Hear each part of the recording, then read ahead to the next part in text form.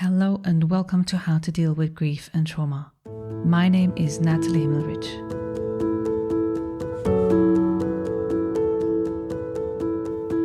Today, Sharon Ehlers and I dive into the topic of loss by suicide. We both share how we dealt with losing close people who took their own lives. Sharon has lost multiple people in her life, 2 of which died by suicide. She shares so generously about all the tools and resources she found along her way that helped her deal with the losses after she realized that she wasn't coping at all well with the first loss of her best friend Joy. Attending to her grief and learning about death opened things for Sharon she wouldn't want to miss. And she says, "The one thing that has changed that I wouldn't want to miss is the fact of finding what feeds your soul." I mean, certainly like I said, intellectual person. It's been about work all of my life and achieving to the point of craziness. And so now it's like, what feeds your soul? And in many cases, it may not be what you're currently doing. It may not be your work. It may be something else. And finding that is important. Sharon Ehlers' grief and trauma journey began when her best friend, as well as her former fiancé, both died by suicide within 2 years of each other. Then her beloved dad died unexpectedly from a fall. She was confused about why so many people either avoided her or didn't want to talk about these events. Sharon tried to make sense of it all on her own, but grief brain made it tough to figure out what resources were available to her. After years of struggling, Sharon conceptualized a multidimensional approach to grief and loss using Reiki and other spiritually based tools. This eventually became her successful book, Grief Reiki, an integrated approach to the emotional, physical, and spiritual components of grief and loss. She also co-authored the book Grief Diaries, Surviving Loss by Suicide. Besides being an award-winning author, Sharon is also a master grief coach, death midwife, Reiki master, and a medical Reiki master. She has 3 beautiful children and lives in Los Angeles, California. Her best lesson in life is miracles do happen. Today's topics are mostly about suicide. Sharon shares about how she dealt with the topic of suicide and the grief and trauma following that kind of death. We also candidly speak about the repercussions of the question, how did it happen? I am well aware of the stigma around suicide, and my hope is that this episode will clear some of that stigma and release some of the taboo around it. Bearing that in mind, I hope you enjoyed today's episode. So welcome, Sharon. So nice to have you here on the podcast. How are you today? Oh, I'm doing great. Thank you, Natalie, for inviting me. It seems like it's been a long time since we've had a conversation, so I'm really looking forward to it. Yeah, we were just talking off camera how we got to know each other, and we sort of were wondering where it actually started, but it was quite a few years ago. That's what I remember. So why don't you start by sharing a little bit about your story of loss and trauma? Loss and trauma, boy, if we think about going back all of those years, and you think about the different losses, not just related to death, you can sort of get a picture of the loss that we experience in our life. And I know, the biggest losses for me, and especially related to death, have been my best friend, Joy, who unfortunately died by suicide. My former fiance, John, who also died by suicide about 2 years after Joy passed away. And then most recently, it was my dad. My dad died in 2017. I lived with my parents. I moved in to sort of help with them, and being around him daily, being around him in the last month as he was dying, certainly had a profound effect on me. But, if you throw in all of those other losses that we have, moving, I remember as a child moving to England and feeling like a fish out of water, didn't understand anything. I moved with my career back to Virginia, and that was quite a challenge from California and Virginia. And then also coming back to Los Angeles, where I didn't really want to be, but it made sense from a family perspective, and the grief that goes with, everything that was, I had my own house, I had a life, I had my job, that evidence of grief was very profound for me. I worked in Washington, D.C. I couldn't even watch the fireworks on the 4th of July from Washington, D.C. for years because I would cry. We used to go, and I remember being there, and it just broke my heart to be back in Los Angeles, which most people be like, oh, it's LA, it's great. But, LA has its own things that go with it. There's a grief of living in Los Angeles that most people may not understand unless they've lived here. There's just a different pretentiousness and, attitude towards life that sometimes is not the healthiest for people. But I think the real journey into grief came from Joy's death to start with, and wrapping my head around, what happened to her, being fixated on suicide and how she died, and not really having had something like that in my life happen before, not understanding it, struggling with my religion because I'm Catholic and I've grown up being told that, people who kill themselves are obviously evil and they're going to not go to heaven. And I'm just like, oh my God, where is she? And I remember I struggled and struggled and struggled with that loss. And then, tried to pull myself out of it, tried to, quote unquote, suck it up and move forward. And then John died also by suicide. And it was like, what is happening? I can't even fathom these two people that I loved with all my heart are now gone, and gone in such a way that most of us can't even understand why someone would make that decision, right? And so trying to understand suicide, trying to read books, intellectualize it, trying to read books about suicide, trying to understand it, and finding out that there is no understanding when it comes to that. And so that really set the stage for my losses. And then, with my father dying and watching him in the hospital, slowly fade away, I realized not only do I not understand grief, but I don't understand death either, when you're exposed to it that way. So grief, death, and trauma, definitely from those three losses, really had a profound impact on my life. Yeah.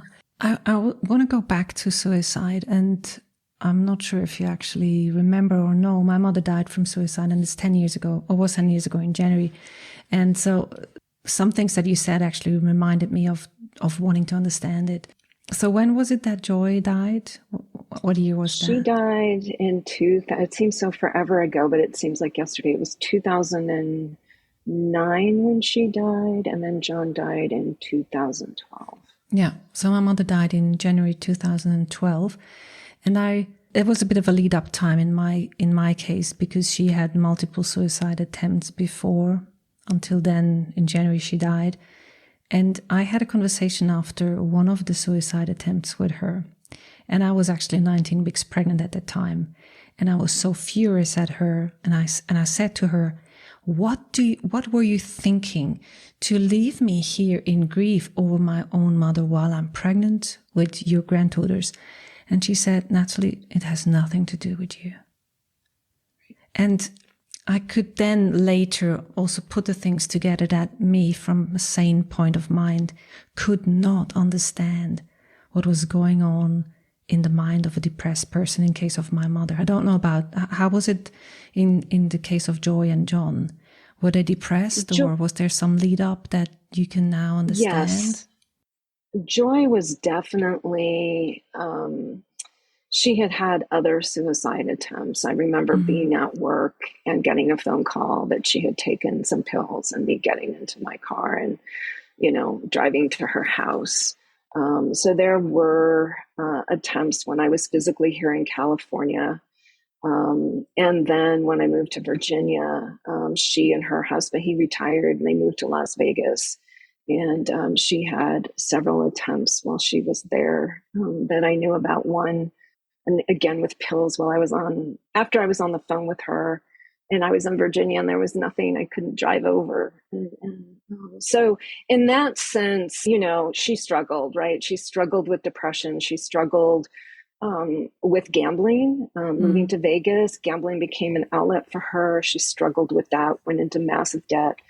And it's hard not to personalize it, right? Like, oh, I should have been a better friend. Oh, I should have done these things. Oh, and it took me years after she died to understand, like you just said, that it's not about me. It's what they're going through, what they're struggling. And you feel so lost in how you deal with it, but also how do you help? She got into Gamblers Anonymous. She went she did all of the things, right, that you would hope. But it was too big for her, right, to deal with. It was bigger than what she could deal with. And eventually it overcame her. And so, that's hard to wrap your head around as well. John, on the other hand, he had a tendency to depression. He had a difficult time.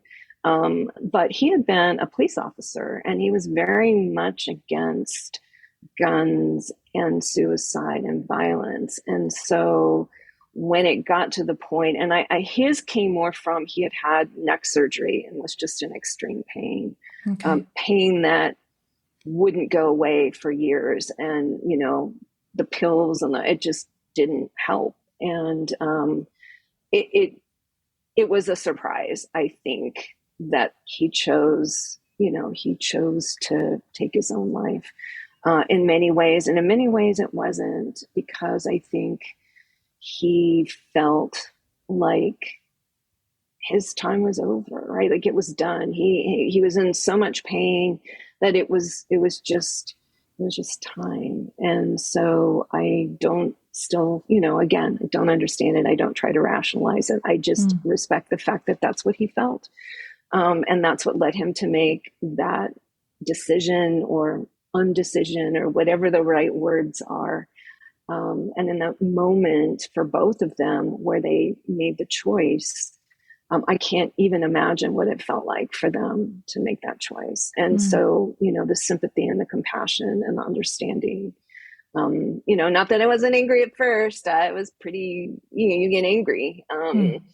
And I remember Joy lived in Vegas, and I drove to Vegas, and I literally screamed at her the whole way there in my head, and out loud. And when I got there, I screamed and got in her car and screamed at her, and, kind of sat in her closet and cried and held her clothes and tried to smell, all of those things. But I think just understanding that we will never understand. And that makes it really hard. It makes it really hard because the people who are left behind are struggling with that. And when I stopped trying to understand it, it changed everything. Yeah, I think you make a really good point here, because it's so natural and so human to want to understand it or make sense of it. I mean, this is why a lot of people experiencing loss asking why or what happened. They want to know, and they think that by knowing, it makes the grief somehow more bearable. And with my mother, I mean, the thing was with my mother, I could have conversations with her after her suicide attempt. So to some degree, that was pivotal for me, because one of the things she also said was, so first of all, she said, it has nothing to do with you. And in that moment, I do not think of you. And with my mind, as you were saying before, I made it about me. Yeah, well, you're not thinking about me? Not that she had to think, but in the sense of, if you were to think about me, then you wouldn't do it. And she said, in that moment, I have a tunnel vision, and the only way to end this pain is that way forward. And I actually read that in a book, described in a quite similar way about that tunnel vision that people have. And I mean, with my mother, that was so interesting to understand what she was saying. She also said, because I asked her, so how did you think I would deal with the grief? And then she said something interesting. She said, well, I knew at first it would be hard, but with time it would get easier. I mean, that made me completely angry at the time. But looking back now, 10 years later, I have to say, oddly, she was right. I mean, that's the truth of the thing. It's not that time actually healed the grief, but with time, it got easier. And I think I think you're absolutely right. Yeah, it's the thing about, for me, it's really trying to understand suicide with a sane mind is not possible, because the people who die by suicide are not in a sane mind, because otherwise they couldn't be doing it. And that's what that lady in the book, that I can't remember who it was from, described, that time window where that tunnel vision is only lasts for like 20 to 40 minutes. And when they're out of this and then thinking about other people again, then they don't do it. Right. That's a good explanation, because I just, I struggled so much trying to get it. I don't know how many books about suicide I read. And it actually was terrifying because some of them gave graphic details, and I'm like, nah, I don't know that this is really helping me. And I think, for me, what really helped, and we have quite a few resources here in Los Angeles, right? We're very lucky that we have resources, and that they're plentiful. We have just almost down the street, we have a very big suicide loss prevention organization, Dee Hirsch. There's a lot of celebrity suicides. They have a lot of, Joan Rivers' daughter is very engaged. I mean, there's just a lot of people that are involved. And after John died, I thought, I can't try and fake this on my own. I really need help. And I really need to be able to talk to somebody who has experienced a suicide, because most people just avoided me like the plague, right? They avoid you anyway when somebody dies or when you have a loss or a divorce. They don't want to bring it up, right? But then when, what you really need is to be able to talk about it. So I did join a suicide survivors loss support group, and just sitting in that room, first of all, with all of these people is mind blowing, because you think, when I signed up, the guy said to me, we have 3 people right now, but we need a group of 6 or a group of 8. And so I'll just keep you posted. And so when I thought about it later, I'm like, oh my gosh, that means they need 4, 5, 6 more people who've experienced suicide to join this group. That means that, 5 or 6 more people have actually died by suicide. And it just, when you think about that, it's just unfathomable. But to sit in a room with people who experienced that type of loss in so many different ways, it just blew me open, because I had the experience to be able to talk about it with people who had been there, not comparing, not in the same way. Many of the losses were very different. Some people knew ahead of time. Other people were like, we just went on vacation and he came home and now he's gone. I mean, just, it was so diverse that you realize, talking about it with a group of people who've gone through it just changed everything for me. Yeah. Otherwise I would have just held it inside and continued to read books, and, probably would be having problems right now. But, that support group for me for suicide loss was amazing. Yeah. And I think I fought it with joy. And when John died, I'm like, nope, got to sign up. And that was one of the first things that I did, is I went to the website and said, it's time. You can't fake this one on your own. So for me, the first few months, I was also quite angry. I mean, this was only 4 months after my daughter died.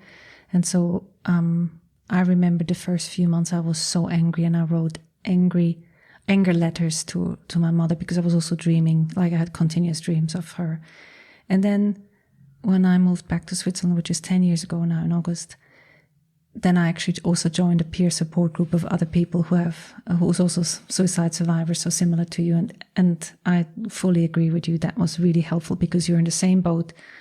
You're the same people. They understand what you're saying, and you can just talk about it.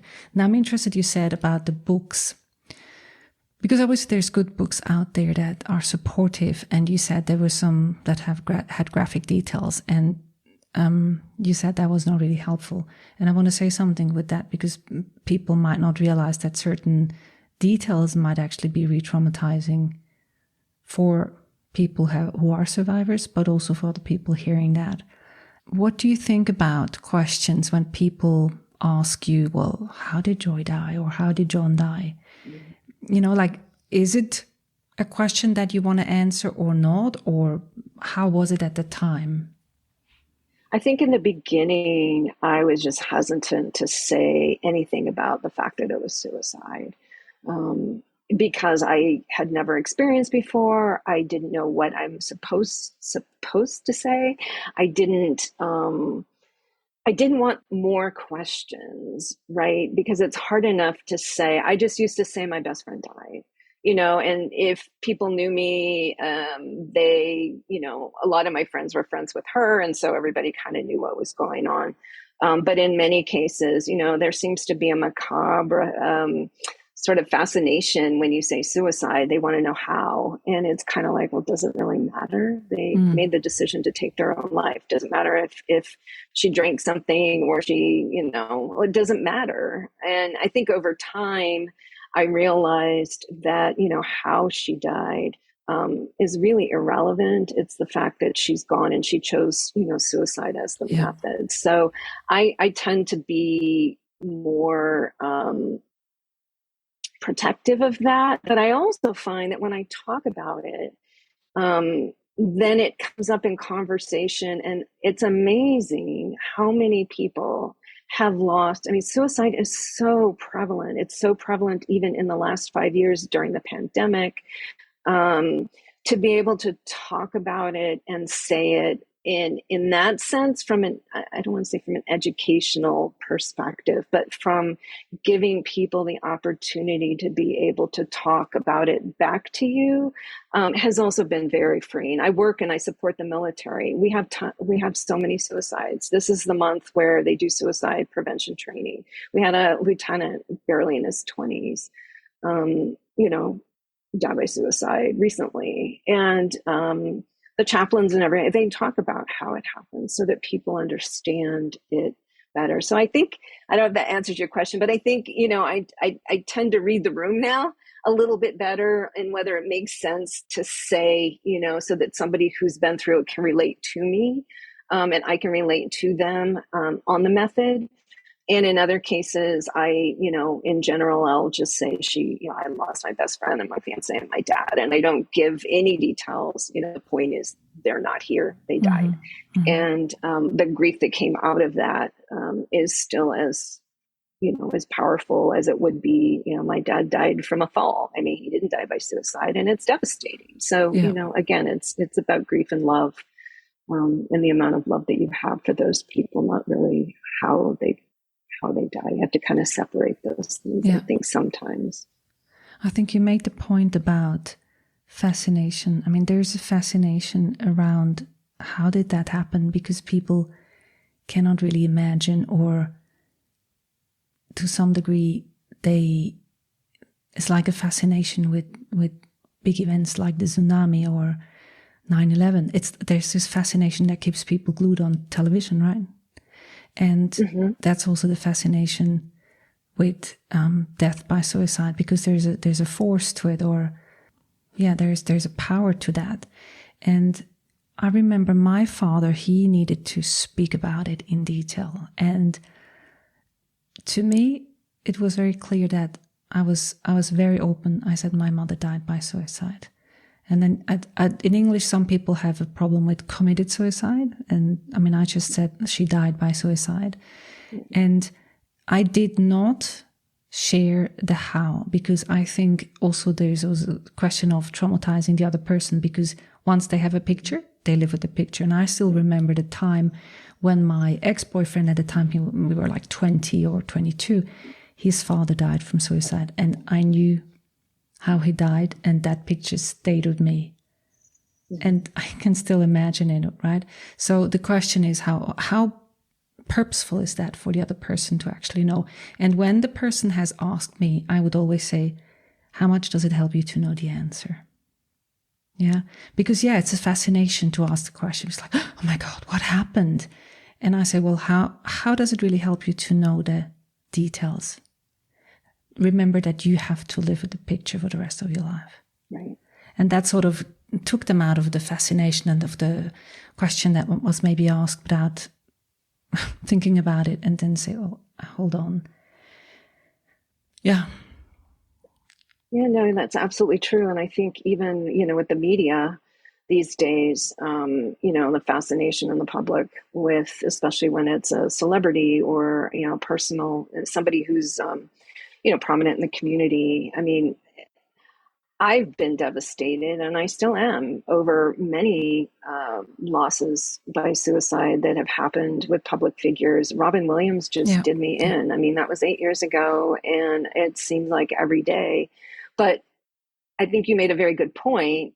Where my head goes is reading the story, of how he died, and you think, oh my gosh, and how he was found. And then you don't go back to all of those other things. Sure, you think about Mrs. Doubtfire and, all of the wonderful movies and stuff, but you're right. Your head automatically goes back to, how it happened. And, it's not a good picture, especially when you're not, associated. For me, with Joy and John, I moved through how they did it, because it was a puzzle that I needed to understand. And so between, legal, or I should say law enforcement and other things, you kind of put the pieces together. But that said, once I understood it, it's not what comes to the forefront anymore in my head at all. I go back to the memories, right? The good memories and the happy memories.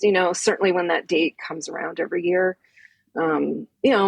I allow myself to go to that dark place and kind of walk through how I felt on that day, or what happened, or what they went through. But that's how I'm healing, right? And then I let it go. I mean, it's sort of, you honor them, you honor their life. It shouldn't define them as people. It shouldn't define who they are as people. Joy was exactly what her name was. She was joyful. She was the funniest, smartest, happiest person in the whole wide world. And to hear how she died, it's just so counterintuitive to the kind of person that she was. People didn't realize that there was such a darkness. Her own family didn't realize there was such a darkness that she was struggling with. But that joyfulness was her. That was her personified. And that's, now that's what brings me peace. That's where I go when I think about her, is that joyful personality, her jokes and her laugh and her, just her everything. She was crazy, and I loved her. And that's what I remember. Yeah. It took a while though. It took a while. But that's, that's what I've chosen to do in memory of her. Yeah. I think it's important to understand that those people who are survivors, who are closer to people, there is a necessity to go through whatever they need in order to integrate that grief. And as part of that, it is the why or the how they have done it. And in my case with my mother, I also got to understand the painful journey of her different attempts, because in her case, she tried in different ways. So her longing to end the pain was just also met with the inability to be able to die. She tried different ways and it didn't work. I mean, she even said to me, not even that I'm able to do. So her failed attempts, as we call them, were signs for her that she's not even capable to do that. So that is just, for me, an understanding of the pain that she was in. Because my mother, I do not actually think that she would be the type to kill herself. I was surprised with the spirit and the feeling that I have for her being. That was a surprising way, but it's not about the suicide. It's about the pain that she was feeling to then come to such a means. And another thing which I think is important to share, like my dad, he said that he always thought that people who die by suicide are cowards. And when my mother died, he said, actually, I realized that's nothing like that, because it took her so much courage to go to that place. And he changed his view on that, because he realized it's not just an easy way out. It's actually a really courageous, difficult thing. So I think it would be beautiful for us to explore, how did you deal with the grief? How did you manage to deal with those losses of Joy John and your father? What helped you? Well, with Joy, I didn't deal with it very well. I did what I had been taught, and I think society expects, and that's just to push through it, keep busy, pretend like it didn't happen. I mean, granted, I remembered her. You said something earlier about dreams. Joy was very active spiritually after she died. So there were constant reminders. So I couldn't really even go to that dark place because it was always, it was always very evident. Her perfume would come in, that sort of thing. So that kind of kept me from going to the dark place, but I threw myself into work, right? I worked 60, 70 hours a week, right? So I didn't have to think about it because I just figured I would come out the other end at some magical number in time, and I would come out the other side and I would be fine, right? Just keep reading and, keep working and, doing all of those things. And I think the life-saving grace for me was realizing that did not work, and it was not going to work. And that was unfortunately, when John died. And it was kind of like, well, it's been 2.5 years now. I'm still, trying to get through that cloud of Joy's death, and now John's gone. And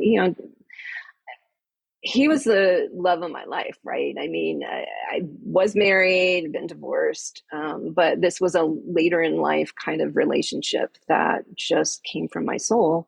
And so even though at the time we were not together, I felt like my whole everything had been ripped out from underneath me. And I thought, okay, Sharon, this time you need to figure out how to get help, because again, I went back into the work thing, crying in the bathroom when I was at work, but then going back to the meetings with that happy face on.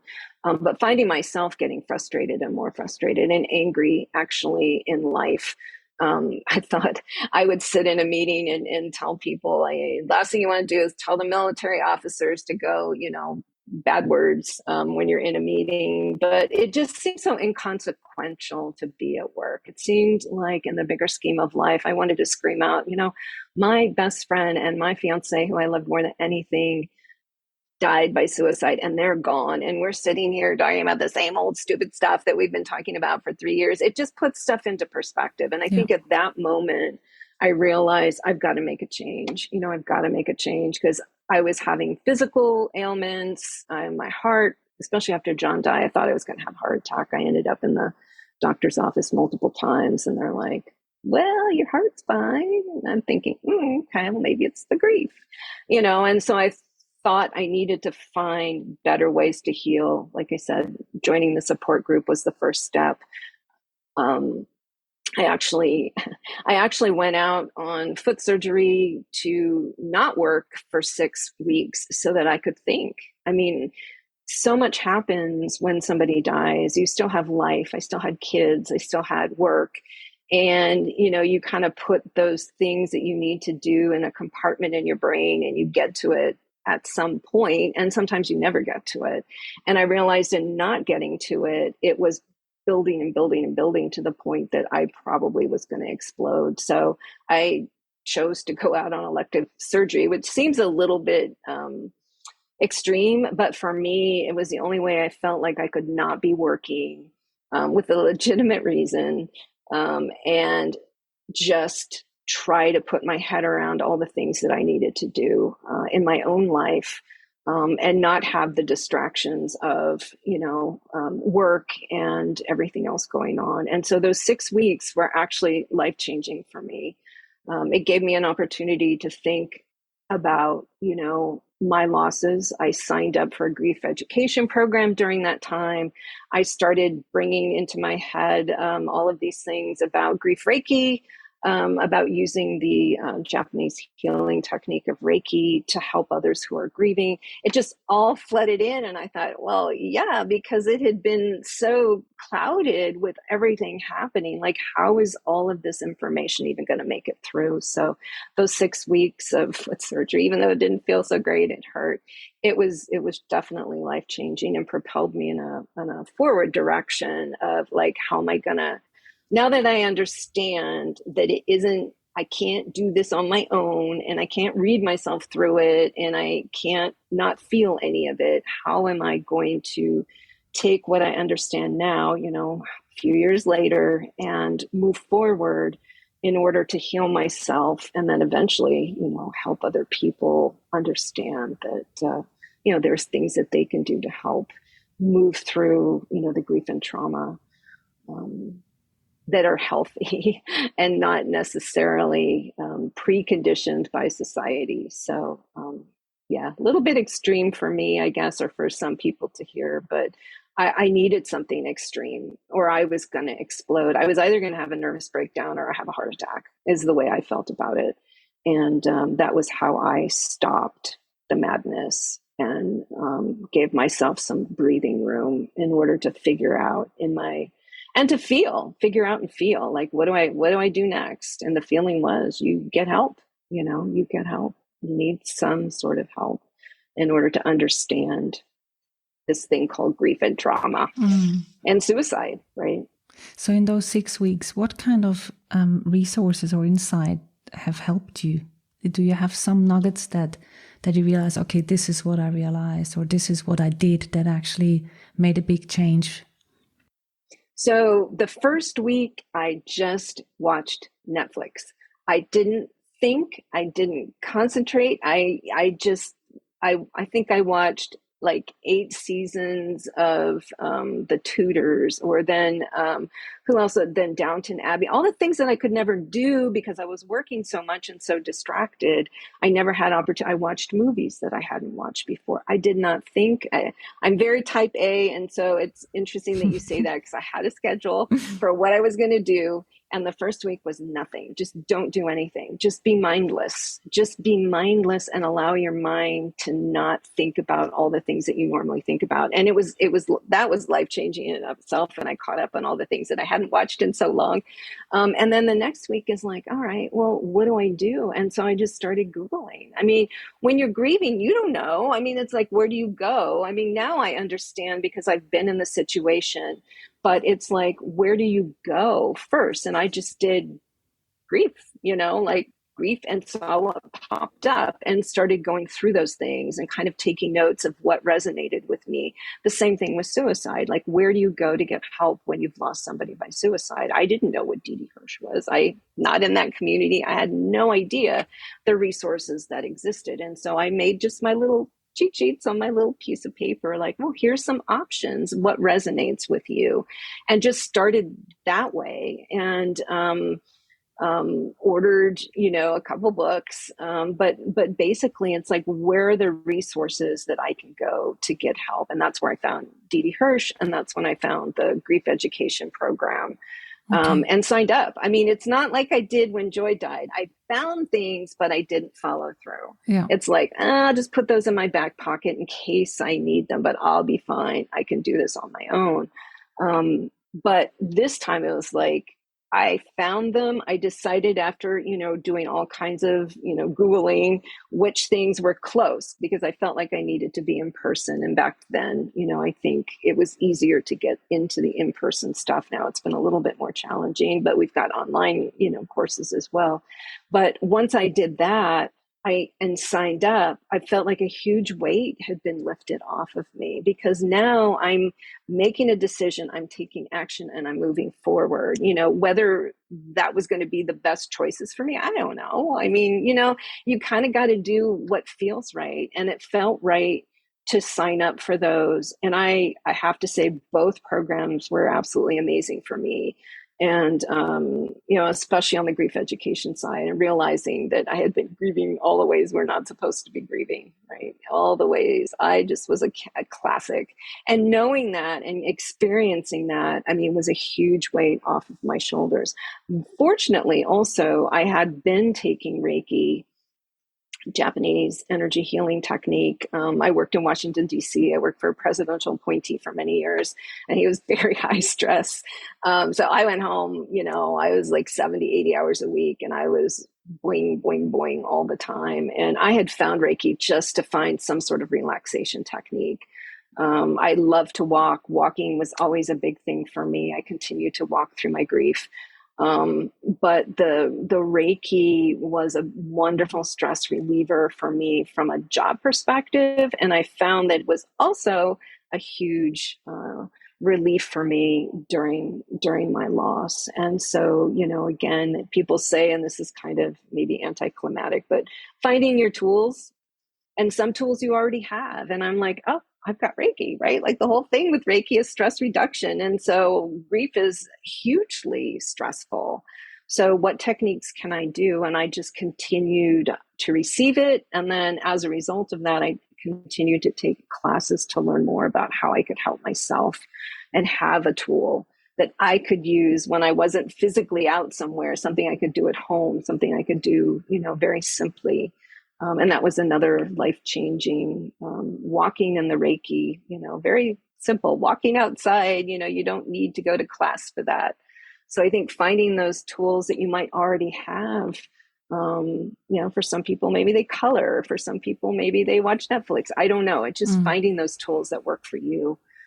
And that's really during those 6 weeks, it was just a little bit more exploration for me without putting so much pressure on myself that I felt like I had to have an answer, because the answers just came. They just came because I was in that mindfulness place and that quiet place where I didn't have those distractions around me to kind of push them in and push them out so fast that I didn't even know that, that they were there. So that was after John died, correct? Those 6 weeks. Correct. Yeah. So how did you then deal with your father's death, which was a little bit later? Having collected those tools, did you then apply those, or did you find that, or what would you suggest to someone else? Like, I think because I had the tools, it became very obvious that I needed to help myself and my family, and remind them that there were things that were normal. There were things happening that was okay. That what they were feeling, we needed to express what we were feeling together. So it really helped in that sense to be the person that kind of, not that I'd had my act together, not that I wasn't devastated. I mean, I ended up being the person because my mom chose, she couldn't handle it. I ended up being the person that was there 100% of the time with my dad. Didn't make it any easier, but I think because I knew, don't go down this path, express how you're feeling, talk about it, forcing my family to talk about it, being honest, with my mom and saying, dad is going to die, right? Not this, well, we think if we do these tests and maybe, it's like being honest about what is going on in the family. That was huge. And then as a result of that, I realized that I didn't understand death very well, what happens to a person when they're dying, what the expectations are. And as a result, I took death midwife training, which is partially death doula, partially estate planning, partially. And that just then, thinking back to my dad's experience, it's like, oh, okay, I get it now, right? And the importance of talking about what he went through and what death is. It just kind of, death and grief go together. People don't talk about grief, but people definitely don't talk about death. And especially if you've experienced something in the sense that you've physically witnessed it, emotionally witnessed it, spiritually witnessed it yourself. People don't tend to have those conversations. So I think knowing those things afterwards and understanding physically what happens to a body, not being afraid of it, not being afraid to talk about it. I think that really changed everything after my dad's death. And being open to talking. He's very, very active from the other side, and he was all over the place and pretty much around and having the conversation. My sister saying, dad was here today, this happened. And I'd be like, yeah, I was outside and I was really frustrated. And I saw a cloud, a heart in the shape of the clouds. And I knew it was my dad. So being able to be open and emotionally feeling safe to have those discussions, especially with your family, I think is really important. It's harder to kind of take that outside of the family. But I think the conversations about death and understanding, again, maybe because I'm a cybersecurity engineer by trade, I got to understand it. And I think going through that course to become a death midwife, which was actually beautiful, by the way, and made death less scary and made it something, I don't know, it's such a gift, right? I mean, I looked back at my dad's death and I did things instinctively. Like I gave him Reiki while he was dying. I mean, I don't know. I just instinctively, it just came. But being able to know that those were the right, knowing that it just happened and I didn't really even understand that what I was doing was kind of, something important to his death. There's a beauty. I maybe people think that's weird, but when it's not a tragic circumstance, I mean, obviously his death was tragic, but there was a beauty that I got to experience it. He actually went to the other side a few days before he died, came back and told me about it. And I was the only one in the room, and he sat up and shared this, after he hadn't been able to breathe for days and he hadn't been able to have a conversation and had all these tubes and stuff. And this one miraculous day, he just didn't have any of that and gave me the gift of explaining to me what he saw when he was on the other side. I could go on and on about that because that was a experience that I would never, ever, ever trade. I would definitely love to have another conversation with you about also what you shared before about what happens actually in the dying process, because I had this conversation with other podcast guests about wanting to understand death. And I said to that guest that there seems to be a fascination with death and dying in my life that I only discovered while talking to people on the podcast. I said, actually, I had that. So there was a topic in my life going through that. So we should keep that noted for a second conversation, because that really is something that I'd love to talk about. But thank you so much for sharing so many of your tools, and we're going to make a note of those in the show notes. But for now, given the time, would it be okay to do the rapid fire questions? Yes, absolutely. Grieving and trauma means? Not only addressing the emotional aspects, but also paying attention to the physical and spiritual aspects of loss and trauma, grief and trauma. And healing means? Healing means finding hope in even the smallest moments. If the smallest moment is you got out of bed, then that's hope. That's hopeful. Finding hope helps to move you forward. And what I have learned about myself in the light of loss and trauma? I learned about myself that I already had some of the tools that I needed to get me through this, but I didn't trust myself. Society had taught me not to. And so knowing that I had those tools, like I said, instinctively knew what to do. It just automatically happened. I mean, that was huge. That was huge. And one thing I wish people knew about loss and trauma. Loss and trauma is about you. It's not about what anybody else has gone through. It's not about what people tell you should be doing. It's about what you're experiencing in that moment in your own life. And that's the important part, is accepting that what's happening to you is about you, and don't listen to what everybody else has to say. And one specific thing that has changed since my loss and trauma that I wouldn't want to miss?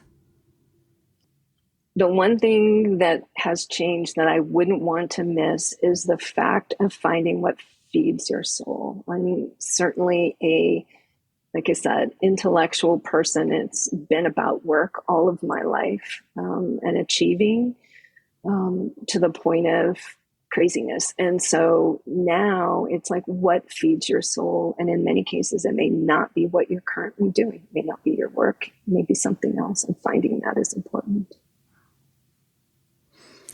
Well, thank you so much, Sharon, for sharing all your beautiful nuggets and tools of wisdom. It's been a pleasure learning from you and what you have gained through your experiences of loss and trauma.